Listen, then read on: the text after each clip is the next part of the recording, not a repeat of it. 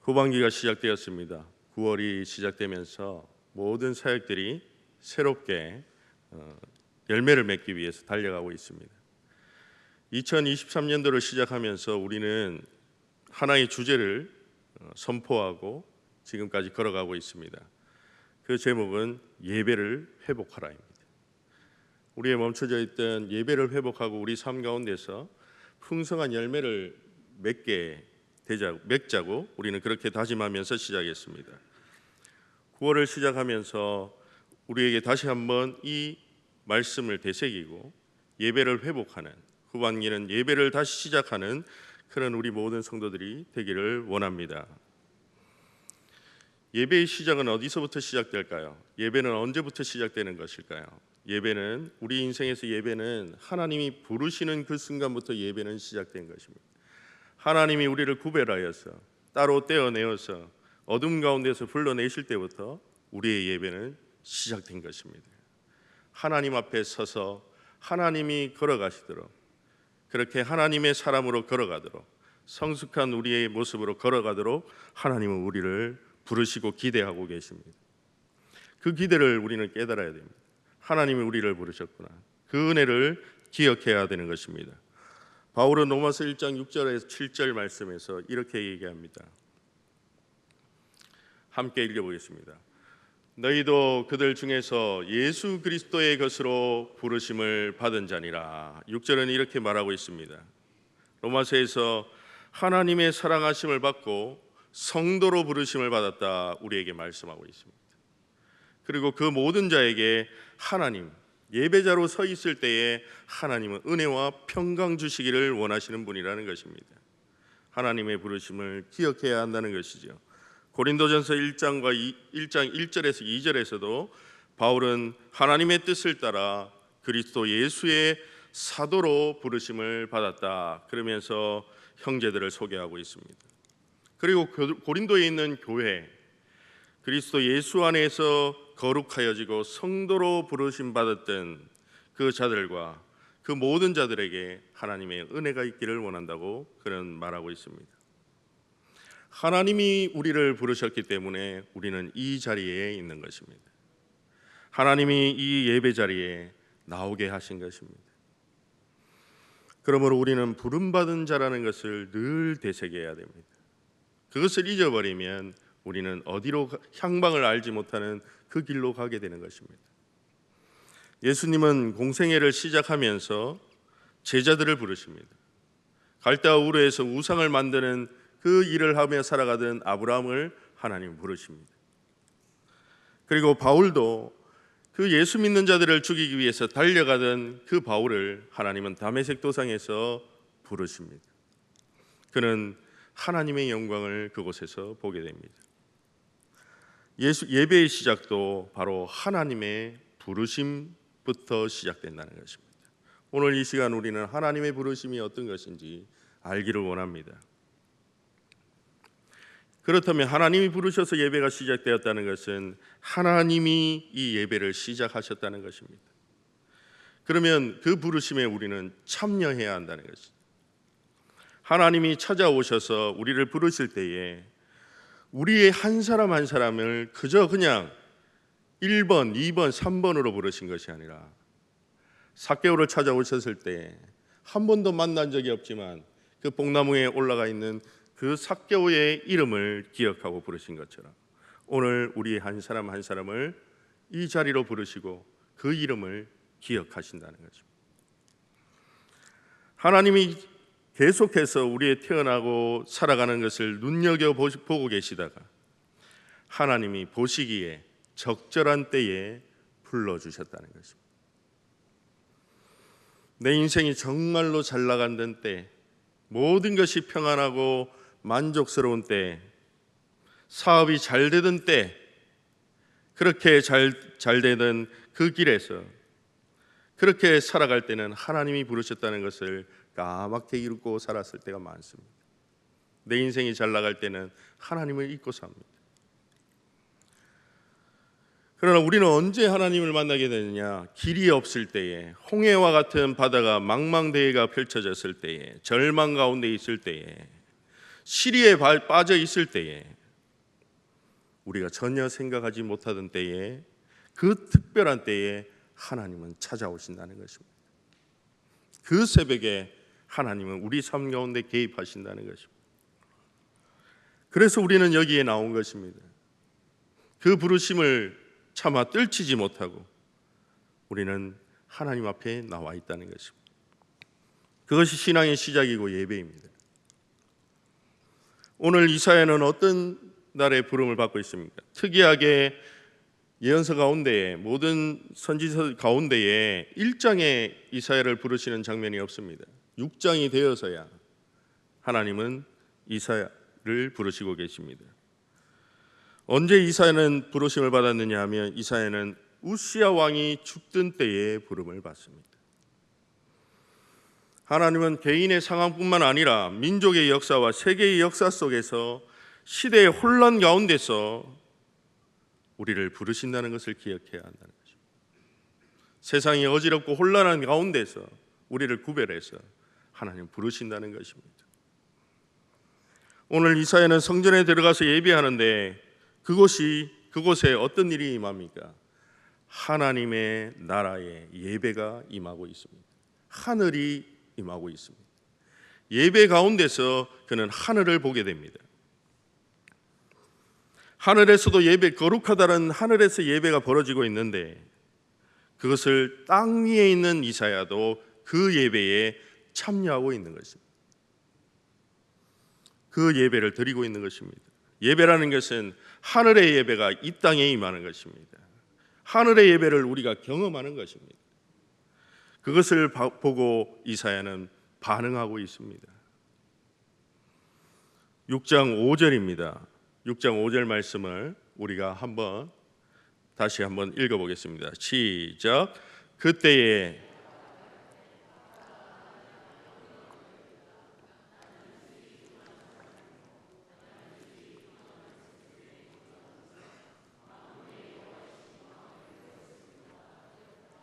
아멘. 예배는 하늘과 땅이 만나는 자리입니다. 하나님을 경험하는 자리입니다. 아름다운 소리를 들을 때에 우리는 천상의 소리라고 말합니다. 아주 맛있는 음식을 먹을 때 우리는 천국의 맛이라고 그렇게 말합니다. 그 천국이 임하는데 이사야는 아주 특이한 반응을 하고 있습니다. 천국을 맛보았습니다. 하늘의 예배에 참석하고 있습니다. 그런데 이사야는 뭐라고 말합니까? 나는 이제 죽었다고 말합니다. 하나님의 빛나는 영광 앞에 세세하게 드러나는 자신을 보게 되었다는 것입니다. 하나님의 영광을 봤더니 자신은 하나님 앞에 도저히 설 수 없는, 자신은 부정한 사람이라는 것을 그는 깨달았다는 것입니다. 자신이 도무지 감추고 싶어도 감출 길이 없는 자신을 발견하게 되었다는 것입니다. 이것은 어떤 모습입니까? 아주 자기가 잘났다고 잘난 척하며 세상을 살아가다가 아주 큰 대가를 만났을 때에 그 나의 천박함이, 나의 부족함이 드러나는 모습과 같습니다. 하나님 앞에 설 때의 우리의 모습이라는 거죠. 인간이 하나님을 만나게 되면 그 결과는 겸손하게 된다는 거죠. 그 겸손은 하나님 앞에서 나를 발견하게 된다는 것입니다. 예배 자리에서 나를 발견하게 되는 것입니다. 예배 자리에서 우리는 빚어지는 것입니다. 하나님의 사람으로. 하나님 나를 빚어주십시오. 하나님의 형상으로 다시 새롭게 빚어가는 것이 예배인 것입니다. 그 빗나가는 길을 바르게 잡을 수 있는 것이 예배의 자리입니다. 유튜브로 말씀을 그냥 듣는 것으로 예배가 끝나는 것이 아니라 예배 가운데서 우리가 만들어진다는 것입니다. 하나님 우리를 빚어가십니다. 그런데 오늘 이사야가 자신의 존재를 발견하는데 그 발견하는 것이 두 가지가 있습니다. 첫 번째는 나는 입술이 부정한 사람이라는 것입니다. 나의 입술은 늘 하나님을 찬양하는 삶이 아니라 원망과 불평으로 살아가는 인생이었다는 거죠. 그리고 나는 입술이 부정한 백성들 가운데 살아가고 있다는 것을 발견하게 되었다는 것입니다. 우리는 이 두 가지 속에 살아가고 있습니다. 내가 부정한 말을 하든지 아니면 부정한 말들로 가득한 세상 가운데서 우리는 살아가고 있다는 것입니다. 그것을 내가 발견했다는 것입니다. 우리는 사회가 잘못될 때에 남이 잘못되었다고 하면서 자신을 철저하게 돌아보지 못하고 살아갈 때가 많습니다. 자신에게 얼마나 관대하게 점수를 매기며 살아가는지 모릅니다. 그런데 하나님 앞에 나갔더니 나는 90점짜리인 줄 알았는데 하나님 앞에 섰더니 나는 0점짜리 인생이었다는 것을 깨닫게 되었다는 것입니다. 그리고 나는 구별되어서 나는 정말 순수하게 산다고 생각했는데 그렇지 못했다는 것입니다. 피할 수 없는 그 사람들 속에서, 피할 수 없는 그 가치관 가운데서 우리는 여전히 살아가야 되는 운명들이라는 것을 깨달았다는 것입니다. 이것이 바로 이 땅을 살아가는 성도들의 아픔이고 성도들의 갈망입니다. 이 삶에서 어떻게 벗어날 수 있을까? 이 부정적인 말과 온갖 부정과 부패와 탐욕과 시기 가운데서 우리는 어떻게 하면 벗어날 수 있을까? 이것이 우리의 아픔이라는 것입니다. 부정하다고 말하는 이사야에게 하나님 천사를 시켜서 숯불을 그 입술에 대어 주십니다. 그러면서 누가 우리를 위하여 갈고 그렇게 말합니다. 그러자 이 땅을 향해서 나를 보내소서 그렇게 고백하기 시작합니다. 내가 여기 있습니다 대답합니다. 하나님이 그때 말씀합니다. 9절 말씀입니다. 여호와께서 이르시되 이 백성이 이르기를 너희는 듣기는 들어도 깨닫지 못할 것이요 보기는 보아도 알지 못할 것이다. 아니 못 알아듣고 보지도 못하는데 왜 이사야를 보내십니까? 아무것도 내가 어떤 말을 해도 보지도 못하고 알지도 못하는데 왜 이사야를 보내시는 것입니까? 아주 이상한 말입니다. 그 상태가 어떤 상태이냐면 시편 115편 6절에서 8절에 나와 있는 말씀과 같습니다. 시편 115편 6절과 8절 한번 한 목소리로 읽어보겠습니다. 시작. 귀가 있어도 듣지 못하며 코가 있어도 냄새 맡지 못하며 손이 있어도 만지지 못하며 발이 있어도 걷지 못하며 목구멍이 있어도 작은 소리조차 내지 못하느니라. 우상들을 만드는 자들과 그것을 의지하는 자들이 다 그와 같으리로다. 예배를 통해서 우리는 하나님의 사람으로 닮아가고 하나님의 사람으로 만들어진다고 했습니다. 그러나 예배는 하나님을 섬기는 것입니다. 그런데 우리가 이 땅의 가치관과 이 땅이 좋아하는 이 세상에서 우상을 섬기며 살아갈 때에 우리는 어떤 자들이 된다는 것입니다. 어떤 자들에게 우리를 보내고 있는지 하나님께서 말씀하고 있습니다. 오늘 시편 115편에는 우상의 특징을 이야기하고 있습니다. 나무로 흙으로 금속으로 돌로 만든 것을 다 있지만 그들은 어떤 존재입니까? 보지도 못하고 걷지도 못하고 듣지도 못하는 존재라는 것입니다. 우상을 섬기다 보면 우리가 이렇게 된다는 것입니다. 우상을 섬기다 보니 이스라엘 백성이 이렇게 변했다는 것입니다. 그들에게로 이사야를 보내는 것입니다. 하나님은 그들 가운데로 이사야를 부르셔서 보내신다는 것입니다. 오늘 우리도 이 예배 가운데 하나님의 말씀을 듣고 보고 맛보아서 이 땅 가운데로 우리를 보내십니다. 그들을 깨우게 하십니다. 우리를 갈망하고 바라고 의지하는 것, 그 환경을 의지하며 살아갈 때에 우리는 우상처럼 닮아간다는 것입니다. 그래서 예배 가운데로 부르시는 것입니다. 인간은 만들어져가는 존재입니다. 오늘과 내일과 미래는 달라지는 것이 인간입니다. 그러므로 인간은 만들어지는 존재입니다. 음식만 바꾸어도 우리의 체질이 바뀌는 것입니다. 그런데 인간의 근본적인 변화는 어디에서 변화되는 것입니까? 어디에 가야지만이 우리가 변화될 수 있습니까? 무슨 방법으로 우리는 변화를 할 수 있습니까? 근대에 이르면서 산업화가 이르면서 사람들이 굉장히 똑똑해졌습니다. 그래서 인간을 바꾸는 것은 지식으로 변화될 수 있다고 생각했습니다. 인간이 탐욕을 부리는 것, 인간이 시기하는 것, 그것은 못 배워서 내가 잘 몰라가지고 그렇게 살아간다고 생각했습니다.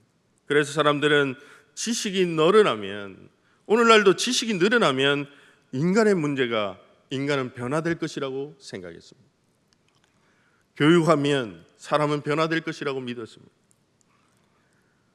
그러나 로마서 1장 21절과 23절은 하나님을 알되 하나님을 더 알아간다고 하면서 하나님을 더 잘 믿는다고 하면서 그렇게 살아갔던 사람들, 그 인간적인 방법을 사랑하는 사람들은 로마서 1장 21절과 23절에서 바울은 이렇게 말합니다.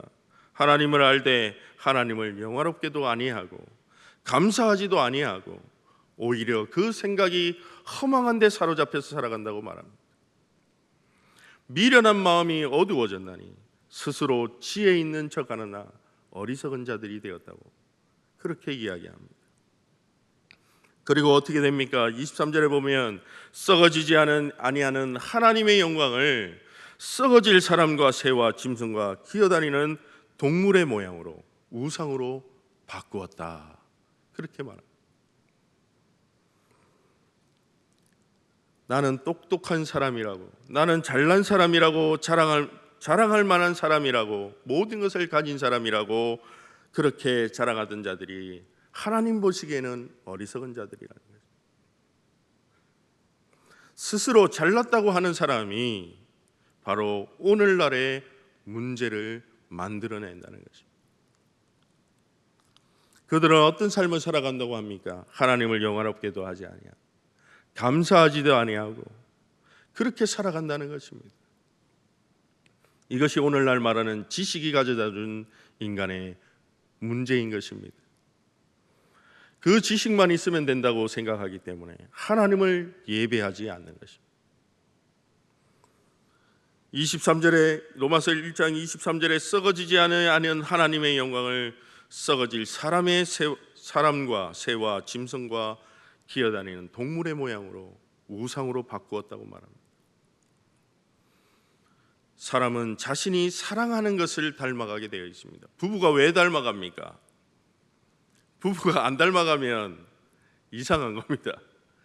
부부가 닮아가는 이유는 사랑하기 때문에 닮아갑니다. 그렇다면 우리가 하나님을 사랑하면 하나님을 닮아갈 수밖에 없는 것입니다. 자신이 사랑하는 쪽으로 인생의 방향은 걸어가게 되어 있는 것입니다. 사랑하는 사람이 있는 쪽으로 몸을 돌리게 되어 있는 것입니다.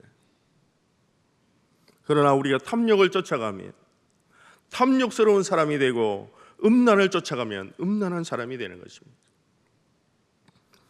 고대에 이 구약 성경이 쓰여졌던 그 시대, 그리고 신약 성경이 쓰여졌던 그 시대는 그들이 믿던 신들은 아주 천박한 신들이었습니다. 그래서 사람들은 어떻게 변해갔습니까? 아주 천박한 사람들로 변해갔던 것입니다. 오늘 그 사람들에 대해서 하나님은 어떤 벌을 내리시느냐, 이 세대를 향해서 하나님은 어떤 벌을 내리시느냐, 로마서 1장 24절 말씀은 이렇게 말합니다. 그러므로 하나님께서 그들의 마음의 정욕대로 그 더러움 가운데 그냥 내버려 두신다고 말합니다. 하나님이 그냥 내버려 두시는 것이 가장 큰 징벌이라는 것입니다. 버려두시는 것이 하나님의 심판입니다. 그것이 징벌입니다. 하나님께서 오늘 이 말씀을 통해서 이사야를 그 땅 가운데로 보냅니다. 우상 숭배의 범죄로 하나님을 알고 살아야 하는데 예배해야 하는 자들, 하나님만 섬기고 그 하나님을 닮아가야 하는 이스라엘 백성이 우상을 섬겼을 때에 얼마나 비참한 인생이 되었는지, 그들은 어떤 상태인지 들어도 깨닫지 못하고 보아도 알지 못하는 나무로 만든 돌로, 그 돌로 만든 우상과 같은 존재가 되었다고 그들에게 말하라고, 심판이 있을 것이라고, 그대로 내버려 둘 것이라고 심판의 메시지를 전하라는 것입니다. 그런데 이 가운데서 우리는 은혜를 발견해야 됩니다. 그렇다면 하나님의 은혜는 무엇입니까? 오늘 예배 가운데서 우리에게 주시는 은혜는 무엇입니까? 왜 이사야를 부르셨습니까? 그것은 우리를 이 예배 가운데서 그 예배에 참석하게 하심으로써 이 땅의 그 가치를 내려놓고 깨우치게 하시고 살아계시는 하나님을 경험하게 하시고 하나님께로 돌이키게 하시기 위해서 오늘 예배로 부르신 것입니다. 이 은혜, 우리를 깨우치는 은혜는 예배 가운데 주어지는 것입니다. 이사야는 성전에서 천상의 예배를 보았습니다. 그것을 경험합니다. 하나님을 경험합니다. 그때 어떤 경험을 합니까? 4절에 보니까 성전 문지방이 흔들렸습니다. 성전 전체 바닥이 흔들렸습니다. 자신이 딛고 서 있는 그 성전이 흔들렸습니다. 이 말은 자신이 지금까지 믿어왔던 모든 것이 흔들렸다는 것입니다. 내가 주인 삼고 살아왔던 그 모든 것이 흔들렸다는 것입니다. 내가 주인 삼은 모든 것을 내려놓게 되었다는 것입니다. 내가 예배하고 살아왔던 모든 것을 내려놓고 내가 사랑했던 것을 내려놓는 그 흔들림이 예배 가운데 있어야 한다는 것입니다.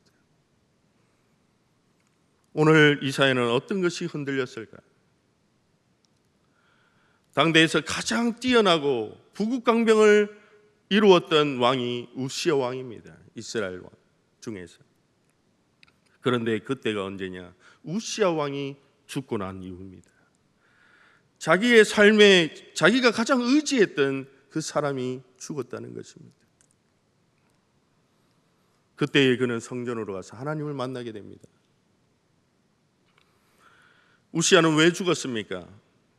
성전에서 자신이 겸손하지 못하고 제사장을 대신해서 분향하다가 나병에 걸려서 죽었습니다. 그때 모두가 좌절하고 이 나라의 운명이 어떻게 될 것인가? 북쪽에서는 바벨론이 있고 아수르가 있고 남쪽에서는 애굽이 쳐들어올 준비를 하고 있는데 이 나라의 운명이 어떻게 될까? 이제 우시야가 죽었는데 어떻게 될까? 이사야는 절망했습니다. 그때에 이사야는 하나님을 만나게 됩니다.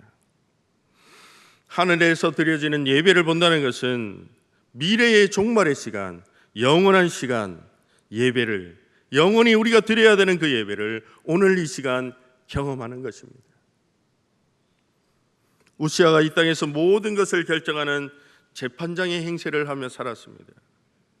그도 그럴 것이 그럴 만한 능력이 있던 자였습니다. 그런데 이제 죽어서 그는 어디에 서야 됩니까? 하나님의 심판대 앞에 서야 되는 존재라는 것입니다. 진정한 재판장 앞에서는 모든 것이 드러나는 것입니다. 우리는 우리 자신이 누구인지 알고 살아가야 되는 것입니다. 우리는 하나님이 부르셔서 하나님의 뜻에만 순종하며 살아가야 하는 자들.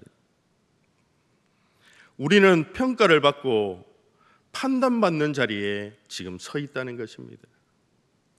세상에서는 내가 평가받는 자리에 있을지 모릅니다. 평가하는 사람으로 서 있을지 모릅니다. 그래서 교만해질 때가 많습니다. 나는 판단받을 일이 없다고 생각할 수도 있습니다. 그런데 인간의 가장 위험한 것, 그것은 재판장의 자리에 서 있을 때가 가장 위험한 순간이라는 것입니다. 우리는 지금 이 예배를 판단하러 와 있는 것이 아니라는 것입니다. 하나님이 우리를 보시고 판단하는 자리라는 것입니다. 자신은 예외라고 생각할 때가 가장 위험한 순간입니다. 그래서 왕과 재판관은 가장 위험한 사람인 것입니다. 그리고 설교자는 더 위험한 자리라는 것을 늘 인식하고 살아가야 돼요. 자신을 예외로 두어서는 안 된다는 것입니다. 모든 예배자가 마찬가지입니다. 우리 모두는 거룩한 하나님 앞에 예배하기에는 너무나 부족한 사람입니다. 무엇으로 하나님 앞에 나가겠습니까? 무엇을 가지고 하나님께 예배할 수 있겠습니까? 우리는 입술이 부정한 사람이라고, 나는 차마 하나님 앞에 나갈 수 없는 자라고 할 때에 그 자리에 나갈 수 있는 것입니다. 내가 재판장의 자리에 앉아 있는 것이 아니라는 것입니다. 나만 옳다고 하는 것이 문제가 된다는 것입니다. 나의 추악함과 더러움을 하나님 앞에 고백하고 절망할 줄 모르는 자는 예배자라고 할 수가 없는 것입니다. 예배는 하나님 앞에 드리는 것입니다. 그 영광의 빛 앞에 나의 죄인됨을 인정하고 하나님 앞에 엎드리는 것입니다. 그럴 때에 하나님은 우리의 눈을 열어주신다는 것입니다. 하나님은 우리에게 우리가 어디로 가야 할지를 말씀해 주신다는 것입니다. 그리고 냉정한 마음으로 서로가 짐을 지지도 못하고 냉정한 마음으로 살아가던 우리에게 하나님은 그 영광을 보여주신다는 것입니다. 그리고 그분을 사랑하게 되면, 오늘 이 예배 가운데서 하나님을 사랑하는 그 마음을 알게 되면 우리는 하나님을 닮아가는 자들로 살아갈 수 있게 된다는 것입니다. 그 영광에, 그 은총에 참여하는 자들이 되기를 원합니다. 우리는 이 예배 가운데 성령 하나님이 일하심을 믿습니다. 우리의 삶 속에서도 성령이 일하심을 믿는 자들입니다. 예배 가운데 주님의 마음을 알게 되기를 원합니다. 주님의 뜻을 하나님이 성령을 통해서 가르쳐 주실 줄 믿습니다. 그 마음을 품게 하실 줄 믿습니다. 예수 그리스도의 삶으로, 그 마음으로 우리의 삶이 가득한 그런 예배가 되기를 원합니다. 그런 예배의 자리가 되기를 원합니다. 예배가 우리를 변화시킵니다. 예배가 우리를 만들어갑니다. 우리가 그 주님의 마음을 닮아가는 예배자들이 다 되기를 원합니다. 기도하겠습니다.